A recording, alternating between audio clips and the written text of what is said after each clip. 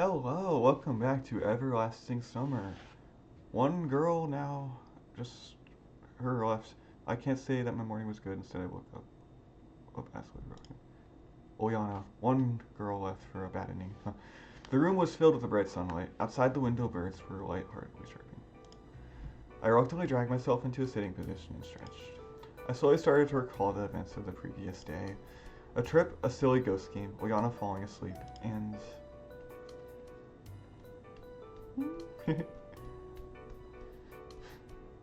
a kiss. I blushed immediately. It was so surprising that I'd been knocked out of reality for a while. The main problem is how should I treat her now? At first glance, nothing special had happened, but besides, she's the last girl in the whole camp from which one would expect such actions.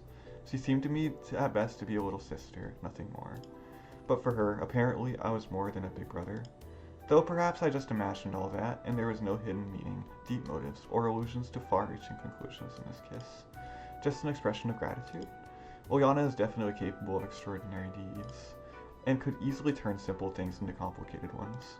Finally, I decided to put off the matter till the time I could meet her face to face.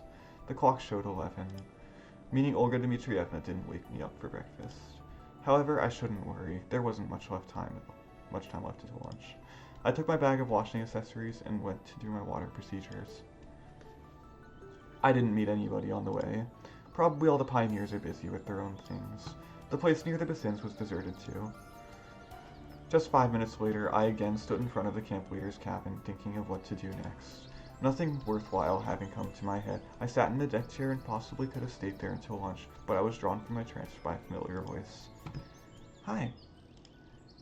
I looked up and saw Slavia, who was smiling at me sweetly. Hi. You overslept again? Seems like it. That's no good. Perhaps, and where are you going? Actually, I was not really interested in Slavia's agenda for today, but I wanted to keep the conversation going. Well, I've got some things to do. I see. Silence followed. She was about to leave when suddenly I said, Mind sitting with me for a while? Sure, why not? Slavia sat nearby. Something's worrying you, isn't it? No, why do you think so? I can read it on your face. She laughed softly. Not really. Although probably Slavia was right, something really was worrying me. Obviously I worried about last night's events. Listen, do you have any little brothers or sisters? I do. And how do you get along? Pretty well.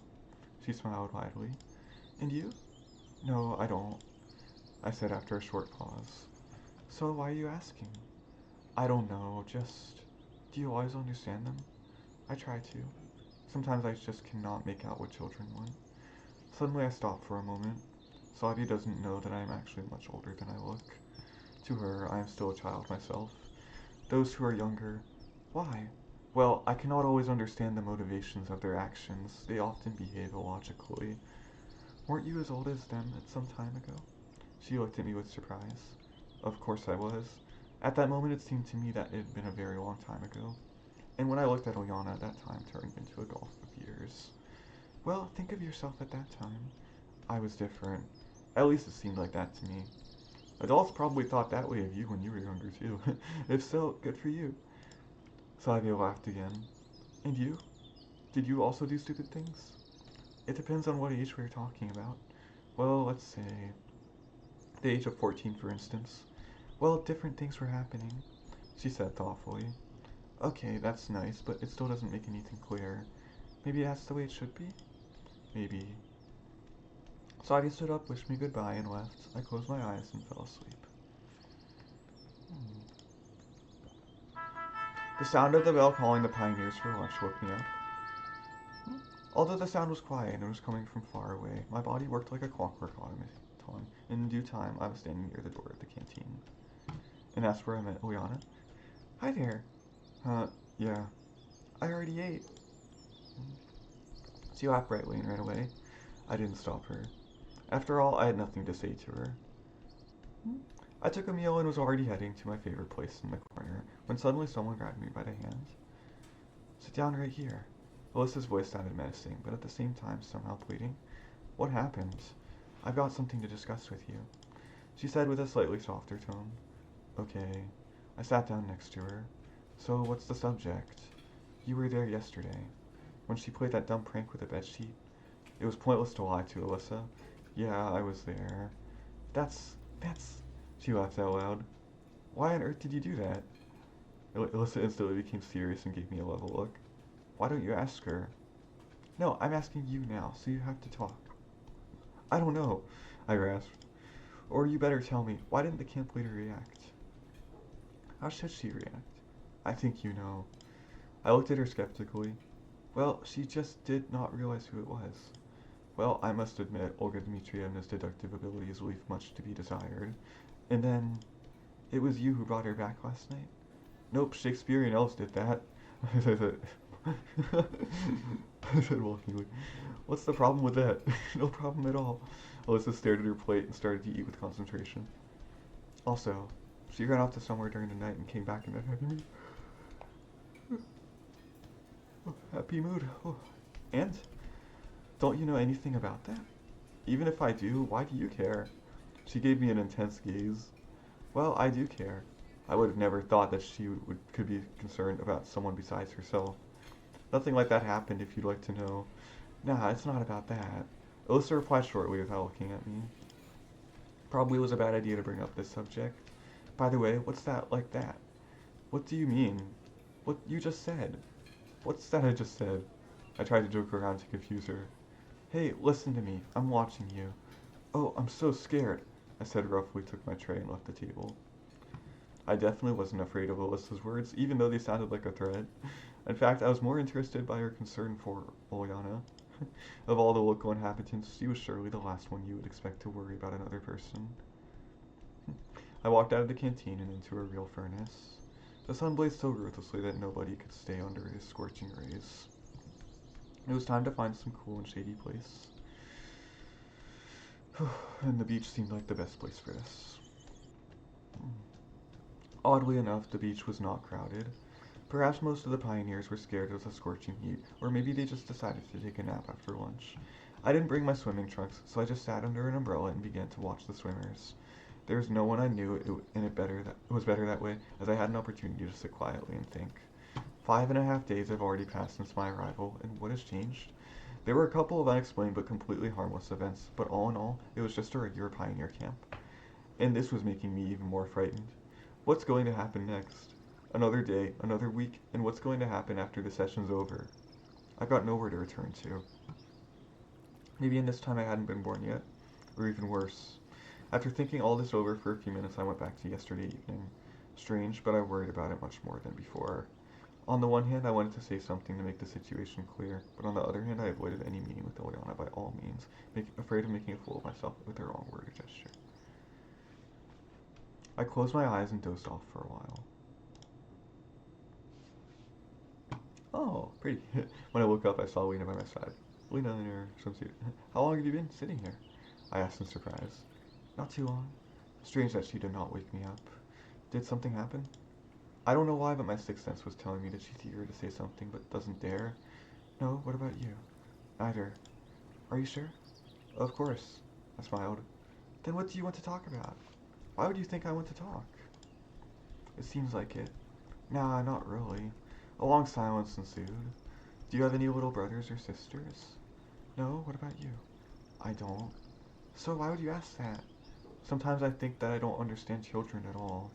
Me too. Lena's face didn't express anything. But it's probably got to be like that. What do you mean?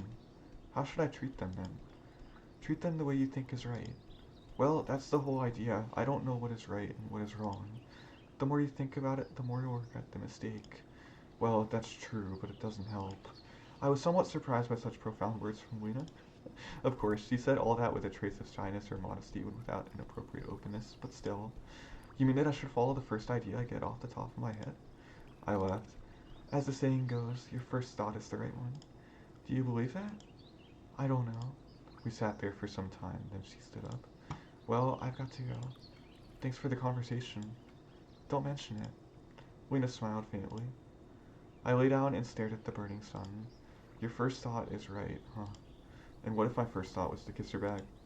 By the way, what was the first thought that came to me at that time? I tried painfully hard to remember, but nothing worked. Not even scraps of thought surfaced in my brain. However, in that situation, I could only follow Lena's advice, since it all happened so suddenly. Oh, oops. The sun was setting slowly, so I rose and went towards the canteen, as my stomach told me that even the participants in such a fantastic story should have regular meals. Somebody called me at the square. It was electronic. He ran up to me, caught his breath, and said, Semyon, that's the thing about being a fictional character. You don't have to worry about food or water or anything. Yeah, that's the problem with me. Take it. But if you can, you want to. It is more realistic that way. He handed me some kind of key. What's this? It's the key to our clubhouse. And why would I want it? Olga Dmitrievna asked me to, considering that I will not be returning there today. So give it to Shurik. He has his own business. So take it yourself. I can't. Why not? Listen, just take it. Why would I need it? What am I going to do with it? You'll give it back to me later. Listen. Well, I have to go. He shoved the key into my hand and ran. No matter how you look at it, he is definitely strange. However, I didn't pay significant attention to this event and just put the key in my pocket. I got to the canteen even before dinner. Fortunately, it was already open, but no food was being served. I took my favorite seat in the farthest corner and concentrated on playing with a toothpick. Soon I got the feeling that someone was standing next to me. I raised my eyes and spotted Olga Dmitrievna. We just stared at each other for some time. Do you need something? Finally, I broke the silence. You know, Semyon. Sure, I understand everything, but what? I asked, surprised. Did you think I didn't notice your absence last night? Absence is quite an overstatement. I'd rather say I just went out for a moment. Well, so what? What's the matter? I thought that it was nothing too, but I was determined to check. The camp leader's expression was increasingly heading towards a frown. So, have you checked? I still couldn't understand what she was up to. Yeah, I checked. And you know what? For a true pioneer, it is just unacceptable. It's shameful. It's disgraceful, especially with her. She flushed red with exertion. I don't even want to hear her pitiful excuses. A vague idea of what she was talking about dawned on me. So what happened? Would you care to explain? And now you got the nerve to play innocent. You and Ulyana. Ulyana? Now it all became crystal clear. I got two things to tell you. First, I started getting steamed up. Nothing of that sort happened there, and I'm the last one who has any relation to this situation. And you think that? Second, I rudely interrupted her. Who told you that? In fact, the answer was obvious. Ulyana would not do that, and if she had decided to once again play a trick on me, she would have done it much earlier. From the time spent here, I'd begun to understand her well. And that leaves only one possible candidate. Why does it matter? No, it does. Would you care to explain your behavior then? Olga Dmitrievna seemed to be a little taken aback by that vehemence. There's nothing to explain. I quickly got up and headed to the exit of the canteen. Semyon, wait. I heard the camp leader's weak prattle behind me. If you act decisively with her, then she is not that confident. So now I have to get things straight with Tachskaya. While her pranks hadn't concerned me, or only concerned me indirectly, I could bear it. Just thinking about it, I'd even started to consider her not such a bad person. I met Slavia at the square. Do you know where Alyssa is? Yes, I do. What's the matter? Just tell me. My words sounded obviously rough, but it seems that she didn't pay it any attention. She's at the music club. Slavia was right, and I met Alyssa near the music club. However, she was accompanied by Miku. Mind explaining yourself? I didn't waste time on pleasantries. No, what makes you think so? Alyssa gave me a cute smile. Oh, Semyon, hi. How nice that you're here too. Maybe then three of us can play something. I have a new song, and and it's so funny. I'm sure you'll like it, I promise. Or we can choose something cold. Miku interrupted the conversation. Could you... What? She looked at me with the smile of an uncomprehending child. From that moment I understood what exactly she had in her mind. Little rabbits, teddy bears, pussycats, but no sign of intelligence. I need to talk to Alyssa. I said in a tone that brooked no disagreement. Okay, maybe later. It looked like she was upset, though I didn't care. So, I don't understand what you mean, Alyssa said, offended. And anyway, I have to go. She turned around and got ready to leave. I roughly grabbed Alyssa's wrist. What are you doing? The girl was really frightened. Who told the camp leader that Ulyana came to me at night? I don't know. She pleaded piteously. We discussed it this morning, didn't we? She said nothing but continued to look at me with fear in her eyes. And most importantly, what's the purpose of telling 1,000 lies? I really don't know what you're talking about. Her eyes filled with tears. Suddenly I felt as if I had been struck by lightning. What if she isn't guilty?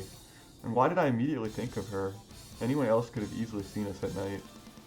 Easily seen us at night. You never know, even Ulyana herself could tell anyone. Are you sure? Are you sure? I asked harshly. Yes. I thought for a second, and this time was just enough for Alyssa to escape. Now the only true solution is to talk to Olga Dmitrievna again. I found her on the canteen porch. By that time, the sun had nearly disappeared behind the horizon. You came back after all, she began.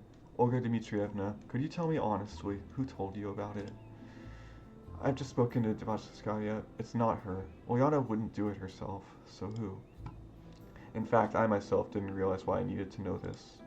Initially, I was just mad at Alyssa, but now... Well, she hesitated.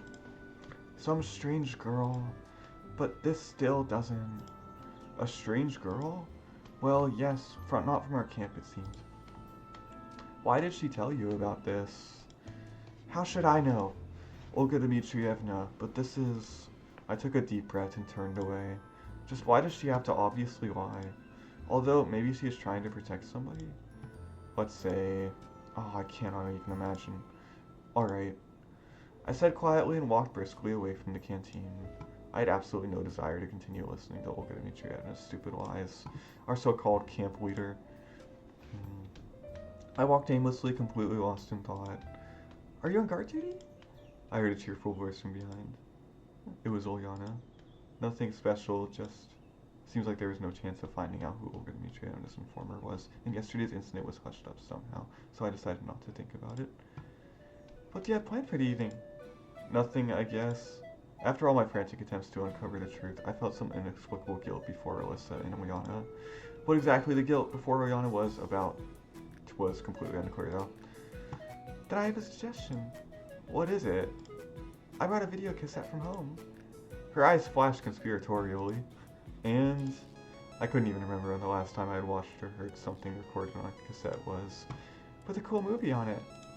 Where would we get a VCR here? This word came to me from the past, and I decided to test whether my guesses about which time period I had been placed in were right. At the Cybernetics Club, of course. There's nothing there, I said confidently. What about in the back room? She was right. It could be there. Well, maybe. But anyway, it's too late and everything is closed. That strange feeling of guilt I felt in front of Ulyana wasn't giving me a chance to refuse immediately. We can get it there through the window. In there. She grinned mischievously. Well, you know. Maybe you're right. Wish we could get a key. Mused Ulyana. But I had one. In my pocket.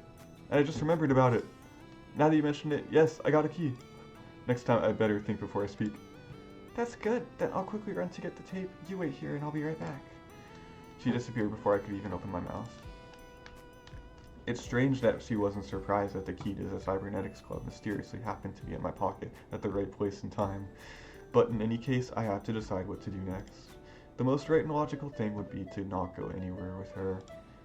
But my guilt got to me. Though it seems to me that there could be nothing criminal in watching a movie with her. But on the other hand, with Ulyana, even the most harmless things can turn into a three-ring circus, at the very least. I was already starting to forget about what happened this evening, about my frantic attempts to get the truth from Alyssa and Olga Dmitrievna. In just a couple of minutes, she returned. Having second thoughts? I looked at Ulyana and felt a bit uncomfortable. Are we going? Listen, you know, your ideas are, let's say, not entirely safe. And in the end, everything will end badly again. Are you scared? No, I'm not. I'm just a grown man and I'm not interested in such games.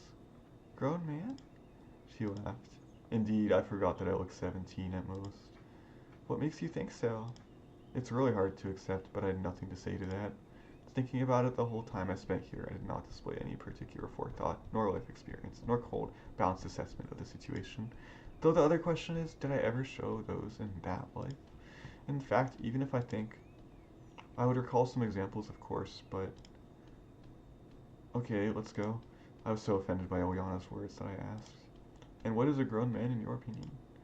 One who is responsible for his actions, one who does not do anything without thinking about the consequences, a person who is capable of taking good care not only of himself but also of others. Continue. And all of that does describe you, that's for sure. I tried to laugh it off. I'm not pretending to be like that anyway, grinned Ulyana. Yes, she was absolutely right. I do not possess any of those qualities, but I always thought that not being 17 is all that's required. It seems that, in general, there is no difference between me and other people, and if I wish I could be exactly like they are, is that all wrong? In fact, no, because in this camp I tried to behave in a most logical, sensible, and proper way, like an adult. But if even Ulyana says differently, then how can I get out of here? We went in. It took some time for Ulyana to find the light switch. Presto! Well done, bravo! I exaggerated to clap my hands. Hey, stop making fun of me! She pouted. Okay, what's next? Here! Ulyana went up to the door to the second room, hesitated for a moment, and pushed it open. There wasn't much space inside. Seems more like this room was used for storage. Boxes piled on top of each other had formed some sort of Alps in miniature. Various devices scattered here and there reminded me of the chaotic brainstorm raging in a head of scientists. Bookshelves on the far wall made it clear that this was not a simple storage for unused junk. To my right, there was a TV set with a video player sitting next to it. Interestingly, they were not Soviet. I'd bet they were Japanese. At least going by their appearance. Not very surprising. In those days, or more accurately for me, these days, imports already existed. What did I tell you? Ulyana smiled triumphantly. Oh boy, we're gonna watch a movie. Yeah. Have you seen anything like that before? I have. Perhaps I've got a VCR too. Probably it's lying somewhere on the mezzanine in my house. Seems like you're not surprised at all. Why should I be surprised? A Japanese TV set, a video player. You look like you often see such things. Not too often lately. I agreed lazily. You are so gloomy. Nevertheless, okay, take it. She handed me a cassette. I turned it over in my hands, but did not find any sticker or labels on it. So, what's on it? I don't know exactly, mused Ulyana. But I'm sure it's something very interesting. Ooh. Soon the logo of a well-known American film company appeared on the screen. Here, watch. Ulyana even started fidgeting impatiently. I'm watching. These are Russian people that are fans of Japanese. It's fun. A few minutes later, I realized that the tape contained a famous film from the 80s. It was about a robot from the future, since it kills someone in the past, so in the years in between a hero wouldn't be born. Interesting coincidence, Terminator. You could say I was sent from the future too. So what? My mission is to kill someone from along the local residence? I could not help laughing. What's so funny? You could tell by the off copyright music. Ulyana looked at me reproachfully. Oh, no, nothing. Seems that if you don't like the movie's alright. I've seen it several times. How can that be? Her eyes widened in surprise. Well, my friend gave me a cassette. Ulyana stared intently at me. Anyway, keep watching. I pointed at the screen. When the film was about halfway through, I heard someone trying to open the front door. It is said that when a person has one of their senses weakened, the others are amplified. I was quite blind, but could hear perfectly. Lights off, I whispered. What? Turn off the lights. Ulyana realized that this wasn't the time to argue with me and rushed to the switch. Meanwhile, I pressed the pause button. I heard footsteps in the other room and saw a flashlight flickering under the door. I wonder who decided to sneak into the Cybernetics Club at night. They're not here. It was the voice of Olga Dmitrievna. Soon the front door slammed shut, and I sighed with relief. I wonder who sneaking in the Cybernetics Club at night says the people who sneaked into the Cybernetics Club at night. See that? Again, that's because of you. What? Ulyana stared at me in surprise. Why else would she come here at night? She's definitely searching for us. Alyssa likely doesn't care about your absence, but I'm registered at the camp leader's cabin. She thought for a while. Well, so what? So what? Why are you constantly looking for trouble? It's almost as if you like it. It's more fun this way. Is it fun when you're constantly being scolded and punished? constantly scolded and punished. Nothing ventured, nothing gained. She laughed merrily. Eventually, there are also rules. Well, up until now, you have evaded serious consequences, but who knows what could happen next? It could all end badly. You grumble like a granny, she said, offended. And who said recently that I could not be called an adult? Forget it. Let's finish the movie. I decided not to argue with her. In the end, we are already on Olga Dmitrievna's list, and an hour earlier, does it really matter? At each scary scene, Ulyana jumped, screamed, and grabbed me by the hand. I was not so keen on the film, but still pretended that I was also interested. Apart from the evil robot, there is a good man sent from the future to prevent his evil deeds. Maybe I'm not here with the goal of becoming a ruthless killing machine, but on the contrary, to change and prevent something. To prevent some event, for example, or to stop someone from some wrongdoing. The analogy is fairly interesting, but is not based on any real facts. I don't have a shotgun in my hands, I'm not wearing a leather jacket, and I haven't got a motorcycle to ride. I don't even have sunglasses. Look, this guy dissing Terminator 1. The next chase was shooting and destruction of various types of wheeled and propelled vehicles was unfolding on a screen. Terminator is awesome. So good. Do you think the good guy will win? Of course, I knew the answer. Obviously. Good always triumphs, she said seriously. If we consider that Ulyana often succeeded in her silly ventures, the meaning of the word good gets seriously twisted. Wait, but you've already watched it. Yeah, just wanted to know your opinion. Soon the film came to an end. During the final scenes, Ulyana ran around the room, trying to get a better view of everything happening on the screen without missing anything. Huh. She gasped with relief when the ending credits started. Liked it? You need to ask? Of course. That's good. And I can see you didn't really. She squinted slyly. Well, it's a film for kids after all. Terminator is not for kids. Are you kidding me? Really? Well, yeah, so what? Nothing. She yawned and sat on the floor with her back against a pile of boxes. It's probably time to go to sleep. It's for everyone. Terminator's awesome. It's an awesome movie for everyone. I'm tired and I won't go anywhere. As you wish. I'd better go then. Hey, wait. Ulyana immediately jumped up and grabbed me by the hand. Will you leave me here all alone? Well, if you want, should I carry you to your cabin? I said uncertainly. In the end, I was already experienced at that. No, I went to sleep here. She rummaged in the box next to her and pulled out some sort of blankets and pillows. Again, the same story. I sighed.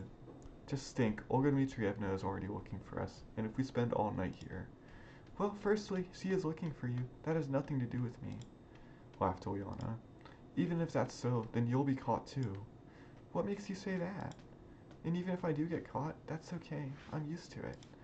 Why are you so stubborn? It's only a couple of 100 meters to your cabin. As well as that, you couldn't say that Ulyana was completely exhausted. I'm so tired. She wrapped herself in a blanket, turned away from me, and began to diligently fake loud snores. Okay then, see you tomorrow. I tried to leave, but Ulyana grabbed my hand again. Well, now what? She didn't say anything. She looked as if I'd scared her. Right then, what I should do was completely unclear. Our little cassette adventure was idiotic from the beginning, but now it was beyond my comprehension. I had no idea what the logic behind her actions was, what the meaning and motivation was. However, despite all this, I couldn't firmly say no. Something stopped me, maybe a sense of duty or pity, or the patience with which be shown with communicating with children. Okay, what do you want from me? Go to sleep with me. Seems like I've seen it somewhere already. Well, let's assume. I turned off the light and nestled beside her. Good thing it was summertime. Otherwise, sleeping on the wooden floor would not be the best idea. Julia wraps around me when she sleeps too. The lack of a mattress is not even worth mentioning. Why did you agree so easily? I could hear resentment in her voice. You asked, so I did. In fact, I was completely convinced that Ulyana will fall asleep quickly, as always, and I will carry her to her cabin. But see, basically, it's a good plan, despite the fact that I will again serve as a beast of burden. Hey, talk to me. Just sleep. You were the one who wanted to. Just talk. About what? Tell me something interesting about yourself. Funny stories from your life. My life is not that action-packed. Nothing to recall at all? Even if I had something, telling her was not the best idea. Nothing at all. It can't be that bad. I turned to Ulyana. She was lying with her eyes wide open, staring at the ceiling. It can, trust me. But that's so boring. From time to time. She was silent for a while and then smiled and said, But here you had fun. Oh, that's true. I laughed. Will you remember this camp? First, I need to get out of here. Of course I will. And the others? I will. And me? And you? I said it all with an absolutely even tone and, to be honest, without really thinking about the meaning of her questions. And I will, whispered Ulyana. Immediately I felt her head dropping in my chest and her hand wrapping around my neck. Comfortable? Yeah, she murmured. You haven't found a better place? She shook her head slightly. Well, let her lie like that. In the end, maybe she'll fall asleep faster. Probably no more than 5 minutes passed before I decided to check on her and lightly tugged on her shoulder. What? She asked without looking up. I noticed an unusual note in her voice. Why aren't you sleeping? Look who's talking. Time was passing treacherously slowly. I decided to wait at least another 10 minutes before the next time I checked. But the seconds seemed to be hours. My eyes began to slowly close. I struggled to stay awake. I blinked for a moment and woke up, only to realize that my state was close to unconsciousness. Maybe just close your eyes for a minute? What's so terrible about that? The thought flashed through my head, and immediately I drifted off.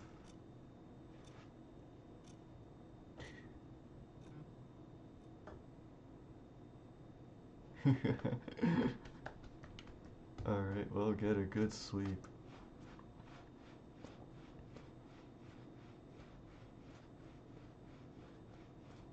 Hope you slept well, dude. There are probably worse things in life than falling asleep while being cuddled by a little girl. And now the door opens and armed men leaps towards us. I can't make out what they're screaming, but their intentions are clearly far from good. Nah, I'm not scared at all. Rather, I'm embarrassed or even ashamed.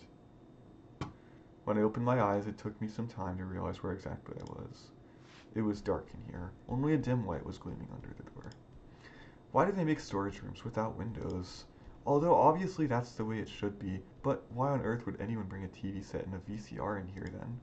I cursed the architects of this building in my mind and shook Ulyana by her shoulders. Come on, get up now. She stretched, and as we were lying together, I could see her sleepy eyes even in the dark. What? Let me sleep. Ulyana tried to turn away, but I firmly grabbed her shoulder with my hand. I don't know what time is it, but regardless, it would be smart for us to get out of here. Not now, later, she whispered, half asleep. I said wake up, come on. I jumped up and easily pulled her to her feet.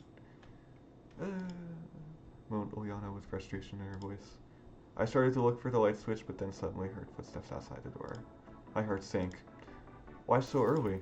We have a truckload of work to do, no time to waste. We know that we have to do it all before the departure. Alright, fine. It looks like our two amped up cyberneticists are paying a visit to the clubhouse before the break of dawn today. Shush, I whispered to Ulyana. And what's the... She didn't manage to finish her sentence as I silenced her with my hands. Well, I understand all that, but we might at least have waited until after breakfast. Oh, do you have something else to do? Not really. I heard some hesitation in Electronic's voice. Sure, you don't want to head off to the library bright and early again? Hadn't the slightest intention. He replied fretfully. Oh yeah, sure, if you say so. Soon the work kicked off behind the door. I could hear hammer strikes, machines rattling, and Electronics buzzing. Electronic and Shirk were discussing their own matters, so I wasn't paying much attention. I was more interested in knowing when they'll finally leave the building. Rather soon, breakfast time is coming. But if we take Shirk's passion into consideration... Let go of me! Ulyana finally wrestled her way out, but didn't raise her voice after all. Why can't we just leave? She asked under her breath. And what do you think? It's all fine? Well, what's the problem? Well, we spent the whole night here together. And it's obvious what they'd assume, considering I'd taken the precaution of closing the door. So? What do you mean so? I we sighed. Just trust me, I know that doesn't matter to you, but it does to me. Okay, fine, we'll keep hiding here, agreed Ulyana resentfully. I was prepared to wait for a long time if necessary, but barely a couple of minutes later, the front door opened and somebody came in. Good morning, guys. Good morning. Morning. It was Flavia. I just wanted to ask if you happen to have any sticky tape. We do, somewhere, replied Shirk thoughtfully. Take a look in the back room. These words gave you goosebumps, and I grabbed the door handle in a stranglehold. Sadia approached the door from the opposite side and tried to pull it open, but I was straining against the door with all my strength. It's locked. It can't be. We never locked that room. Let me try. Shirk yanked the door handle, but nothing happened, although it took a lot of effort for me to hold it steady. It's stuck. Give me a hand here. Give me a hand here. In a few moments, they were trying to open the door together with electronic. I grasped the handle as if my whole life was depending on it, but regardless, this was a short struggle. My hands quickly gave out, and I let go. The door slammed open, and the bright sunlight blinded me, so I couldn't see the startled faces of Shirk, Electronic, and Slavia for the first few seconds. Good morning. Morning! Ulyana was standing beside me, so that I couldn't see her, but I could feel the embarrassment in her voice. And what are you doing here? Asked Shirk almost as if he wasn't surprised. Well, to tell you the truth, we were watching a movie, Ulyana brought a tape, and you have a VCR here. Shirk distrustfully stared into the depths of the back room. I gave Ulyana a nudge in the side until she got the message and displayed the tape. And what's that movie? A very visible grin crossed Electronic's face. Just a regular film, thriller, the latest thriller. Then I imagine what he and the others were thinking right now, and I was overwhelmed with rage. If you think nothing like that. It's all your fault. I pointed a finger at Ulyana. She looked at me strictly in turn. Nobody's accusing you of anything, said Slavia without looking at me. At least there's one sensible person among all present here. Yeah, she added under her breath. What? Everything was exactly as I told you. Ulyana joined the conversation. We were just watching a film and then felt sleepy. It was so late. We didn't think anything. Just a stupid situation. Come on, enough. Electronic tried to put it off with a jest. I think Olga Dmitrievna will be the judge here. Slavia said in a cool voice. Hey, wait, why take this to the camp leader? Who else? But you see, we're telling the truth. I am not the one to judge. Oh, no. Then who? You have seen everything with your own eyes. That's for the camp leader to decide. Slavia said quietly and turned to go. Just wait. Just wait. Just wait. I appeared before the door in a single bound and blocked her way. Listen, this is none of my business. Slavia was trying to avoid my gaze. It seems like she's also uncomfortable about this situation. I'm just obligated to. Whom are you obligated to? Why do you need to do this? Because... She was unable to find the words to finish. So you don't have to go anywhere. You don't have to tell anyone anything. No, she said nervously, but then raised her head and gave me an intense gaze. I'm sorry, Semyon. Just leave her. Let her go. I turned my head to Ulyana. This fraction of a second was enough for Slavia to slip out of the clubhouse. Wait, just wait. I yelled at her as she ran, but it had no effect. Pursuing Slavia in a futile attempt to prevent her from going to the camp leader made no sense. If she intends to, I can't exactly tie her up. She can't prove anything anyway. Ulyana chuckled. Who cares whether she can prove anything or not? Don't you understand your position in all of this? In any situation you're involved in, your guilt is a foregone conclusion. Moreover, in a case like this, well, we are responsible together then. She smirked trickily. Exactly. Technically, they're right, because a Terminator does have a love scene. I left the building and sat on the stairs. Well, we will be on your side, just in case. Right, Shirk? I think so. I don't clearly understand what happened here, but presumably nothing that worrying. Okay, we are going for breakfast. Soon we lost sight of them. Let's go and eat as well, Ulyana said cheerfully. Food is all you think about. Why bother crying? What will it change? She was right about that, at least. We just have to wait for the camp leader's decision. Let's just go. We headed to the canteen. All the camp had gathered for breakfast, except Olga Dmitrievna and Slavia. It might be for the best, I guess. What are you thinking about? Ulyana asked me cheerfully when we took our food and sat. The same thing. Come on, stop worrying about nothing. Maybe it's nothing for you. Well, really, what was particularly bad about that? Every situation can be interpreted from different angles, and especially if you have a reason. Come on, what's the worst that can happen? You know, our camp leader, she's a bit eccentric. Well, maybe so, but we didn't do anything like that. Anything at all. I hope she believes that too. My relationship with Ulyana had improved dramatically lately. At first, I only saw her as a naughty, ill-mannered child, but now I started to see the good sides of her character. Although there weren't too many. And now, just when everything was starting to work out, a hard conversation with the camp leader loomed ahead. Maybe I just dreamt everything that happened, and Slavia's reaction this morning was just caused by surprise. Enjoying your meal? Olga Dmitrievna was hanging over me. She looked at me menacingly. Yes. Would you mind explaining your behavior? Mind explaining what? Well, for example, how you happened to be in the Cybernetics Club utility room. Where did you get the key? What were you even doing there? I recalled the circumstances in which I obtained this cursed key. I should speak to Electronic about that. If Slavia told you our version... We were watching a film, Ulyana claimed seriously. The whole night? The camp leader asked sarcastically. Then I just fell asleep, and Semyon stayed with me. And so, there was no chance for you to go to your cabins? Not even a tiny one. And what are you going to say? Well, it sounds really stupid, but she's right. You expect me to believe that? Well, it's the truth. I can't really accuse you of anything. The camp leader started slowly. But on the other hand, this entire situation is beyond normal. Pioneers must not behave this way. And there are too many inconsistencies in your story. We get it. I agreed fatalistically. Fatalistically. I will do the following. Ulyana, you are on detention. You will be confined to your cabin, and I will decide what to do with you later. I looked at Ulyana attentively. And contrary to my expectations, she didn't look upset. Clearly, I do not think this is your fault, to be fair. Great, you know where to find me in case you need me. She stood up instantly and headed to the exit. Olga Dmitrievna didn't try to stop her. There's always too much trouble with her, and she got you into all of this.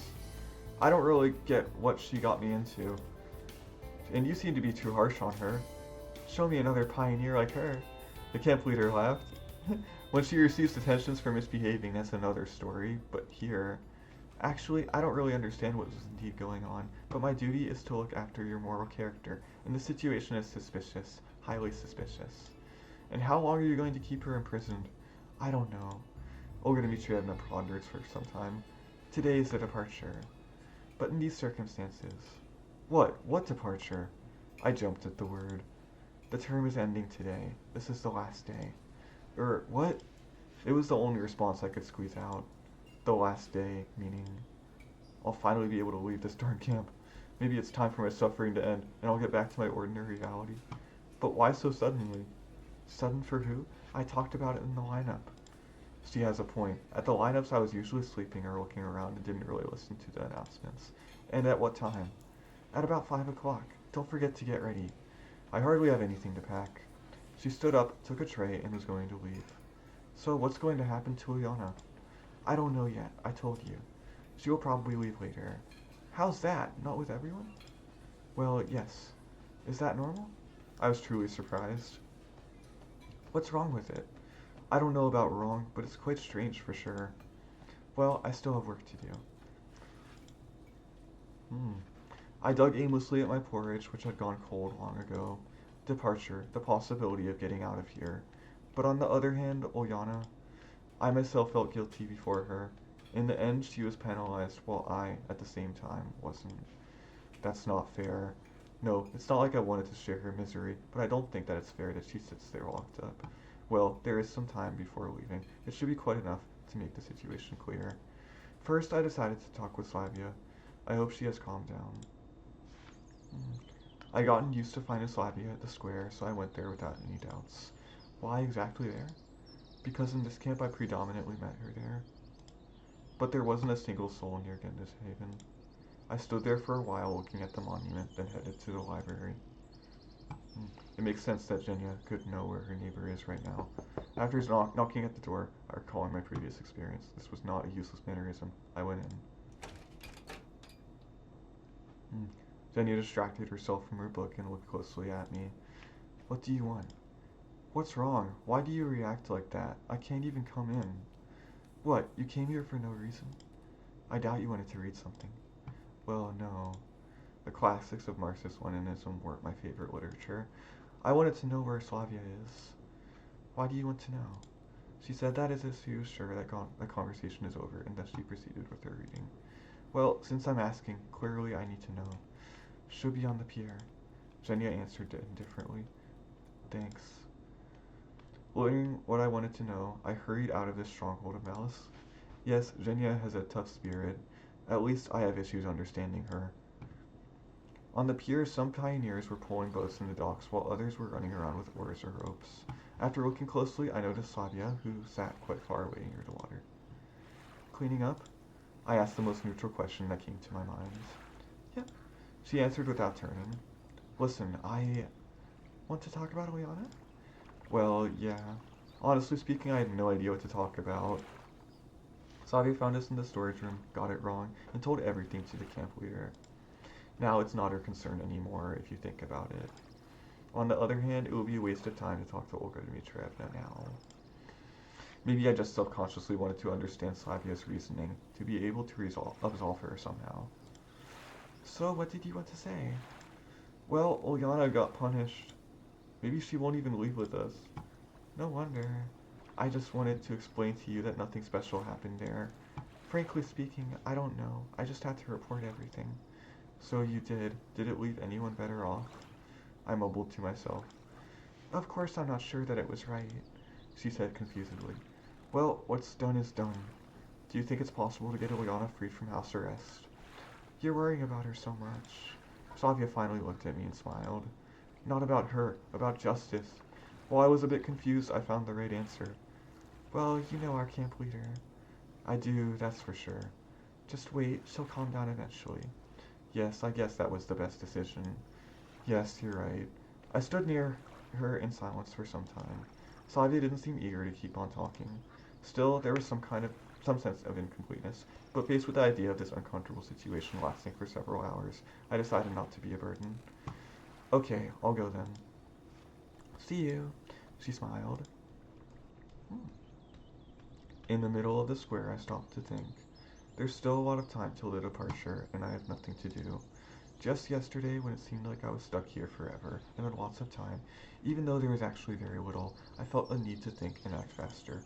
But now that I've only got 5 hours left till I leave this camp forever, I have not the slightest idea how to spend them. I decided to visit Ulyana. After all, even if she isn't allowed to leave her cabin, that doesn't mean I cannot pay her a visit. I knocked gently. You're not welcome here!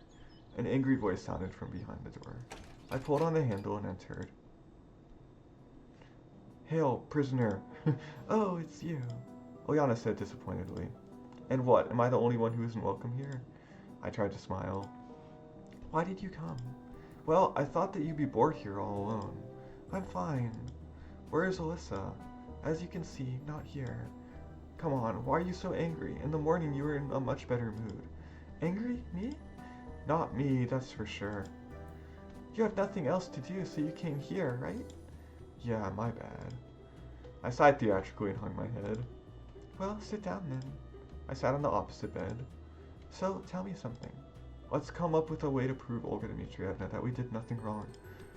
I did nothing wrong. Ulyana corrected me. You seem to have nothing to do with it. Okay, let it be. But why? A tricky question. It feels like we swapped our roles. I was suggesting a stupid plan while she was a voice of reason. Well, because we did nothing wrong. What's the matter with you anyhow? I'll just stay grounded for a couple of hours and that's it. We have to depart soon anyway. She flopped down the bed and stared at the ceiling. Well, sure, but... I tried hard to cheer her up, but it looks like I haven't succeeded so far. Want to do something, maybe? It's lunchtime already. I took a glance at my watch. Yeah, right. Here's a job for you, since I mustn't go out. Go and bring me something to eat. Sir, yes sir. I saluted her and hurried out of the cabin. Recently, I started to think that finally something has clicked in Ulyana's mind. Maybe the punishment had an effect on her, or possibly it was something else, and my attitude towards her has changed. Her wrongdoings used to make me feel nothing but irritation, but now there is also understanding and a sort of sympathy. After all, I used to be a child too. Perhaps if one explained to her what is right and what is not, she might be able to avoid many mistakes. In the canteen, I had an argument with the cook who refused to give me a double serving. However, everyone in the camp already knew about Ulyana being grounded, so eventually my powers of persuasion went out over dietary standards. Soon, I was sitting at Ulyana's cabin and tucking away meatballs with potatoes. Just like the last meal. What are you talking about? Well, every death row prisoner has a right to make a last wish. Thus, my last wish is a lunch like this. To my surprise, the food was really delicious. What would your wish be? Well, to not be executed, of course. She laughed. You can. Why, if you can wish for anything? Well, you can, but within certain limits. That means it's not anything. Well, okay then, it's not anything. Then that's not interesting. Well, I believe being a death row prisoner is hardly meant to be interesting in the first place. I grinned through my teeth. I wouldn't know. I never went through that experience. But if you think about it, that's almost my situation. This camp is my cell. For several more hours, I'll stay under arrest, and then I'll face uncertainty just like I would after death. The only difference is that I had more options. If I wanted to attend lineup, then I'd do so. If not, then I didn't. What are you going to do next? What do you mean? Well, after the camp. She looked at me in surprise. Back to school, of course. Yes, only for me leaving this place is kind of like a crossing a barrier. Kind of like crossing a barrier, a frontier, the end of something and a beginning of something else. A week ago, it was terribly hard for me to realize that I'd been pulled out of my usual world and brought to God knows where. But then I got used to it, and here we go again. Basically, the only difference is that now I face not a sense of fear and horror, but a blunt, sinking feeling of uncertainty. And you? Well, I'll find something to do. Something? She burst into peals of laughter. Yeah, what's the matter? You should have gone to a circus school to be a clown. Why? One can't help laughing when looking at you. Oh, but why? You always act like some kind of martyr, a new messiah for all the Russians. Well, there is quite a bit of truth in her words. I have my reasons. I mumbled and turned to face the window. What reasons? Various. Why are you so curious? Have you forgotten that I'm a child? She grinned archly. Well, half an hour with you is like a terrible torture for me. Look who's talking, you're just really one really nasty-tempered person. What makes you think so? You're always deep in soul-searching, trying to find out something, analyzing everyone around you. I gave Ulyana an amazed look. I would never have expected such a little girl to be capable of such mature judgment. And? That's it. At the very least, I know how to behave myself, and I don't end up grounded. It's a matter of chance. She grinned. Yeah, sure. If last night... She stopped short. Last night what? Nothing. No, finish what you started. She just opened her mouth when steps were heard behind the door, and a second later, Olga Dmitrievna entered the room. There you are. That's even better. She seemed confused and lost for words. Well, I reconsidered this morning's incident. It's not like it became much clearer, but it doesn't look like a big deal. So, Ulyana, you're officially not grounded anymore. If only you did that right from the start. I muttered. Did you say something? No, nothing. Departure is coming. Time to pack your stuff. Saying that, she left the cabin. Now you see how it all turned out. Yeah, I sighed. Are you going to pack? Yeah, I guess so. And you? Yeah, I'm going to pack my stuff too. She didn't reply, so I left the cabin. Well, it looks like my last mission in this camp is complete. Ulyana's sentence was overturned after all. The only thing left for me is to leave this place and get ready for something new. I swept my eyes around the room as I entered the camp leader's cabin. Do I have anything to pack anyway? I stuffed my winter clothes into a bag and took a seat on the bed. I was haunted by an agonizing feeling of incompleteness, either deja vu or a feeling that I forgot something, but still can't remember what it was exactly. When all is said and done, I haven't managed to find any answers here, and now I'll have to continue my quest elsewhere. Does it really matter how and why I came here if it's not possible to escape? And it seems that nothing's up to me anyway. Everything seemed simpler before. Sure, I had no major prospects, my perspectives were hardly mind-blowing, but at least everything was pretty much clear. Yet the week I've spent here raised more issues than my whole previous life. Oh, the clock struck 5 o'clock. I took the bag and walked quickly to the bus stop, worried they might leave without me. Oh, it appeared that the bus was already waiting there, as were all the pioneers. Everyone's here? Began Olga Dmitrievna. You're leaving our camp today, and I'd like to tell you something in parting. She was visibly nervous and desperate, lost for words. I hope that you'll remember the time you spent here for a lifetime, and that you'll retain only pleasant memories about Sofia. I also hope that you became at least a little bit better, managed to learn something, and found new friends. Come back next year. The camp leader turned around. It seemed that she was trying to hold back her tears. I didn't expect her to get so emotional, although her speech sounded like a complete nonsense, as usual. The pioneers slowly started to get on the bus. I ran an eye over the crowd looking for Ulyana. Oh, where's Ulyana? She won't be going, the leader answered shortly. How? Why? She's grounded. But you said, she's at it again. What do you mean? Hey, get inside, or they'll leave without you. Indeed, I was the last man standing outside. Wait a second. Move it. She nudged me onto the bus. I decided not to argue. Here at the end, I can't be held responsible for her forever. Here we go again. She's going to be so stubborn that it's up to her to face the consequences. I took the last seat. There was no partner for me, which I was fine with at the moment. However, soon enough, Alyssa moved to sit next to me. Where's Ulyana? Stayed. Why? Grounded. I gave one word replies, showing no interest in conversation. Why? Dunno. And what, you haven't even tried to find out? Is it worth staying back for? You should. For what? If you want, you can stay. We haven't gone far. Yeah. She said calmly and went off to her place.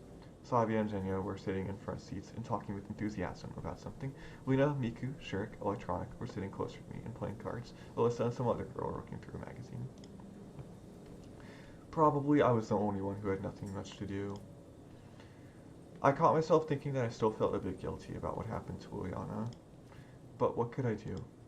If I'd stayed together with her, I would have probably missed my only chance to leave. And in my position, playing such games could prove fatal. And apart from that, enough is enough. Yet still, I couldn't stop thinking about her. That I'm at fault, that I've acted cowardly, done a bad thing. That anyone in my shoes would have. But why? Anyway, who is she to me that I need to take risks for her sake? It was even harder to answer this question. During the week I spent here, I got to know her and others quite well. In the end, I felt responsible for Ulyana in some way. But what's the point of thinking about it now? I'm leaving this pioneer camp. I'm heading into the unknown. Starting from this moment, I have to make all my decisions based on the assumption that this world is alien to me and most probably hostile, and I have no one to rely on. Although thinking about it, such state of affairs isn't too new for me. I was always alone in the past. Sylvianok has been left far behind me. Night has fallen on this strange world. It was so dark that it seemed the bus was floating across a bluish-black ocean, and only sometimes would gloomy forests and fields reaching to the horizon rise like waves from its surface. Anyway, the surroundings were the least of my concerns now. I was knee-deep in my reflection. It feels to me like I've left some unfinished business back at the camp, even though I can't go back there now. Bad things, good things, everything will be forgotten soon, leaving only the fact of my appearance here, the end of my old life, and the beginning of the new one. Practically speaking, it's nothing fancy, just an 80s pioneer camp that I was beamed to for my own time. In any case, I'd rather worry about what's waiting for me at that town we're heading for. After all, I've got nowhere to return to. I have no home, no money, no friends or relatives. All these pioneers that I'll part ways with in a few hours. I won't see any of them ever again. And them, I don't think that they will remember me in a couple of years. It's not a big deal for them. To them, I'm not a time traveler, but a common boy, their peer. The road seemed endless. Most of the pioneers were long asleep, yet I was still fighting the urge to take a nap. It's always better to enter the unknown while remaining awake, though the unknown always has an edge in this battle, the flow of time that is able to control as it sees fit. You wait a minute, an hour, but nothing happens. Your nerves, already strung out to their limits, finally surrender to the stress, and you just fall asleep.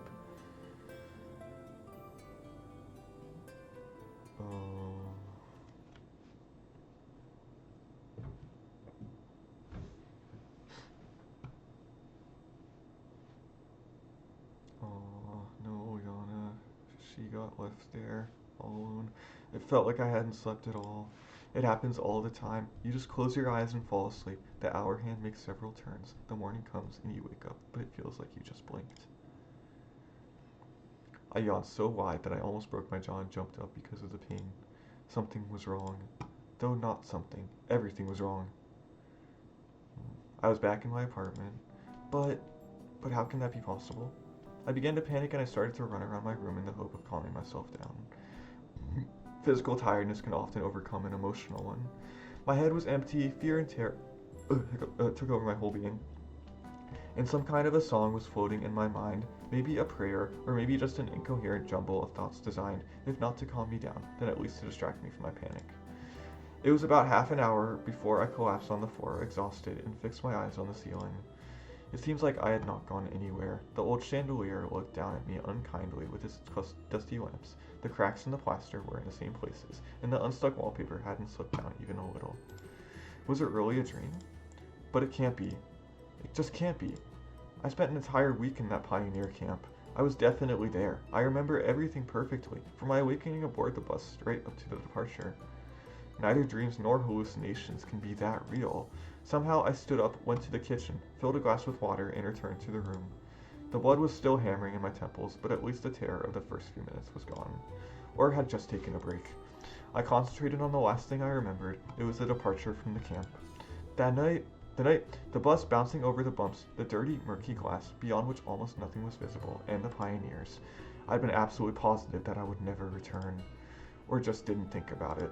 Anyway, I was prepared for our arrival at the district center in a few hours, and was already considering options for my further actions. Or not? No! I roared and pulled on my hair with all my strength. I can't remember. The last hours in that world merged into a monotonous mirage, as if a drunken Grenoir was completing his painting with a roller instead of a brush. But it's not that bad. Wait a minute, why would it be bad? On the contrary, everything is fine. I would even say perfect. I've broken free from that cursed world and returned home. The most important thing now is not to end up there again. It might happen. Surely it could. But it might not happen as well. Indeed, I have nothing to worry about now. Everything will be fine. Obviously, I was just seeing things. Exactly, I was seeing things. It doesn't matter that everything felt that real. Something like that just can't happen. It can't. I claim with all due confidence that it just can't. Modern science claims it's impossible. Not allowed. I laughed loudly. An inner voice tried to stop the verbal diarrhea spouting from my mouth, but it didn't succeed. It feels like my speech and thoughts are separating to exist on their own, independent from each other.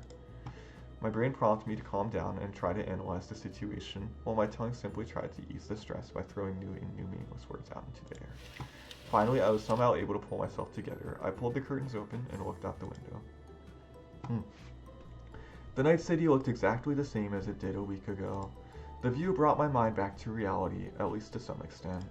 After all, if everything is now normal and nothing suspicious or supernatural is happening, then wasn't it just a dream? Essentially, there are only two options now. I can agree that it was just a dream and calm down, or I can trust my own feelings and accept that the camp, the bus, and the pioneers were real. Either way, whatever I choose, I won't get any answers. It's funny, I was looking for these answers for a whole week, or at least pretending to, and found nothing, but I broke free from that weird world anyway, and what now? The enigma remains and additional questions have surfaced. In the end, I was exhausted and fell onto the bed. In a few seconds, I was snoring blissfully.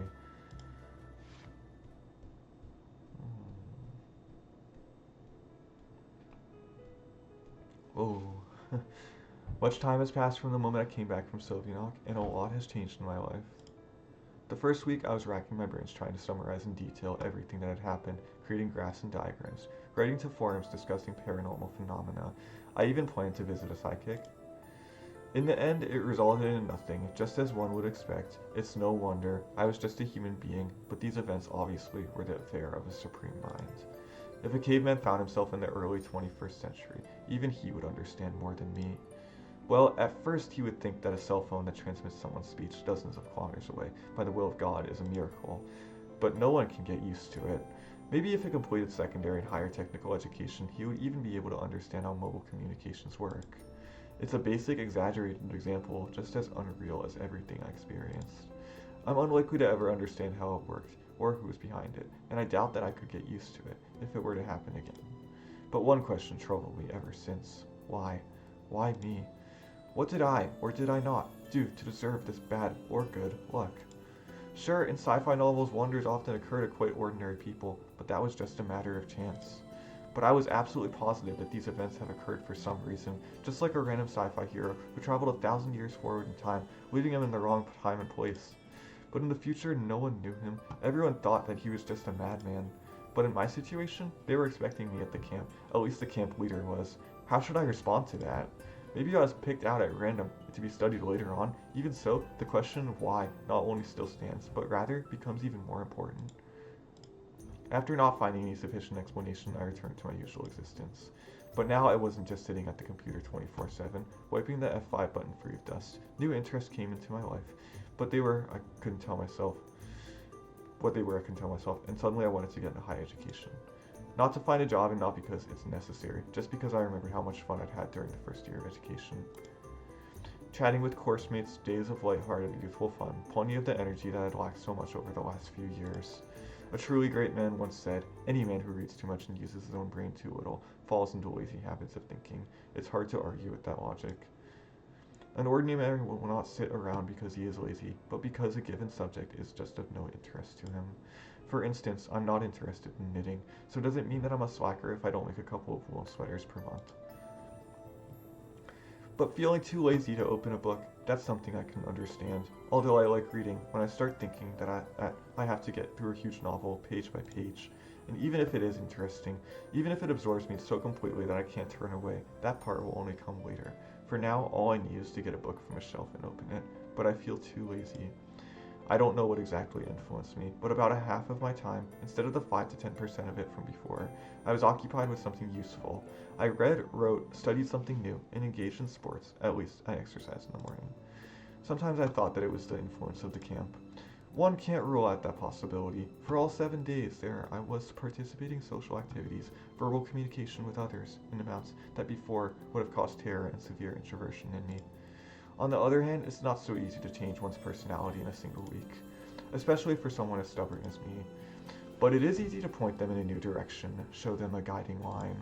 However, I'd never believed that it would be possible with me. Anyway, I'd enjoyed these changes so much that I tried not to think about their causes. What? Nobody would worry about the why if he managed to hit the jackpot by betting his last pair of trousers. In summer, I re-enrolled at university in studies and started in autumn. As time passed, I eagerly attended lectures and seminars and studied for tests and examinations with a level of enthusiasm that I wouldn't have expected from myself. I managed to become a part of the group with surprising ease. Although I was older than most students, it didn't trouble me. Maybe it's because of my natural immaturity or changes in my personality. I didn't know for sure. Most likely the answer is somewhere in the middle. The joy of communicating with people, lost many years ago, returned. It was easy to get along with others. Their problems didn't seem so distant and trivial to me. Normal life, which before I considered just a gray, depressing mass, started to shine with new colors. Sometimes it seemed to me that I turned into a doll, became one of a billion identical tin soldiers, standing in straight rows on a shelf in a toy shop. But in this shop, apart from the glowing showcase that sparkled with fancy writing describing new season's offers and Christmas discounts, was a storage, where all the defective products were thrown. A teddy bear without a paw, a firefighter's truck in need of a mechanic, a transformer who looked more like a microwave than a mighty robot, jigsaw puzzles which assembled into trippy postmodernist pictures. My place used to be among these broken toys.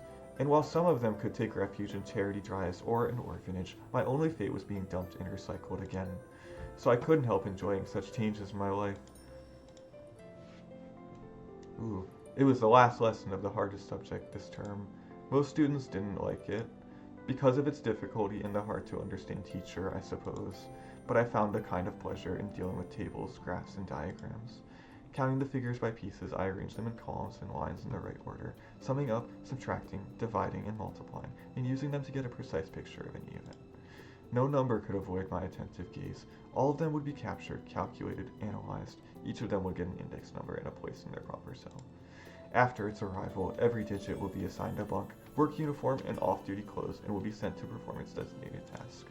Soon some will be digging a trench from 9 to 5, some will march off to face the trends, and some will be trying to hit a linear regression on the shooting range. What are you thinking about? Reluctantly, I stopped writing in case of my classmate. Taking notes on the lecture, as you can see. Oh, just screw it. Just read the workbook afterwards. I'll read the workbook as well. I'm always astonished by you. What's so astonishing? You're planning to gain a first-class diploma, aren't you? Never thought of it. Don't tell me you really find it interesting. I remember that just a moment ago, I had imagined myself emblazoned on a banner borne aloft by a regiment of digits and couldn't help smiling. You won't even need all this stuff. Everything will be needed, at least for general development. The classmate grinned sarcastically. I bet you never read even a single book in your whole life. So what?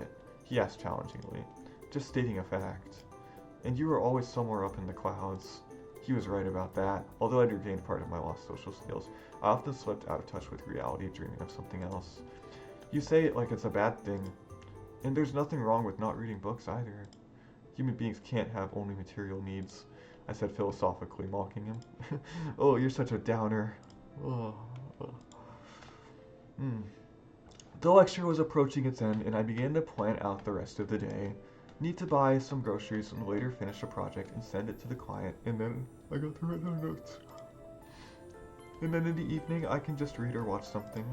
Unless someone phones or writes me, there are no urgent matters, so I can spare some time for my mates. Oh, 5 whole minutes to go.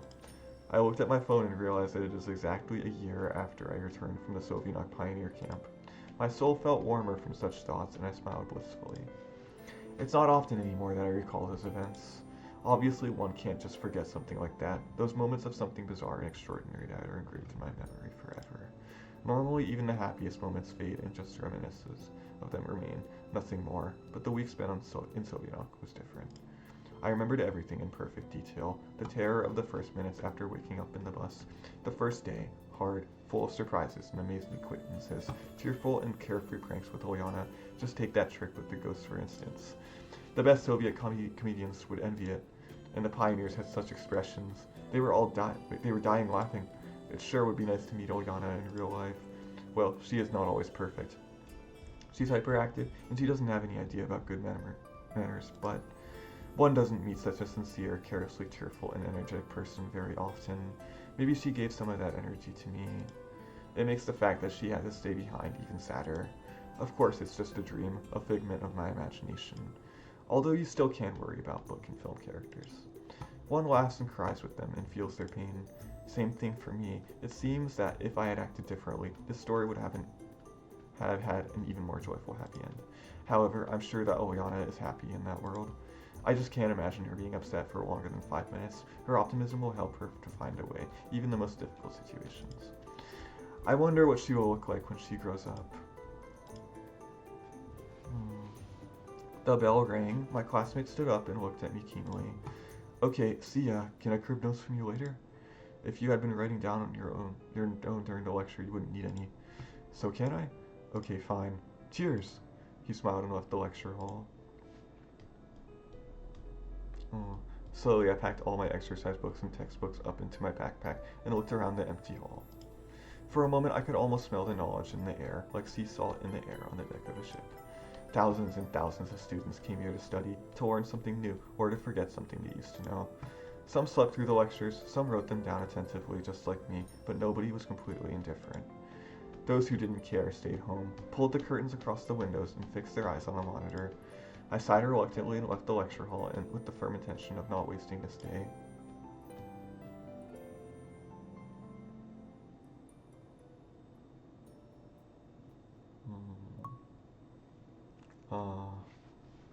Okay. Every story has its beginning and its end. Every story has its own outline, synopsis, contents, key points, a prologue, and an epilogue. And there's no book which, if you read it again, would not reveal new details you didn't notice before. Every story has its beginning and its end. Almost every.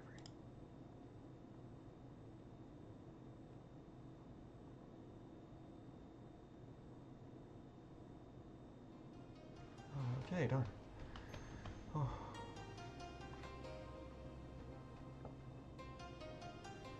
Well, she was fun.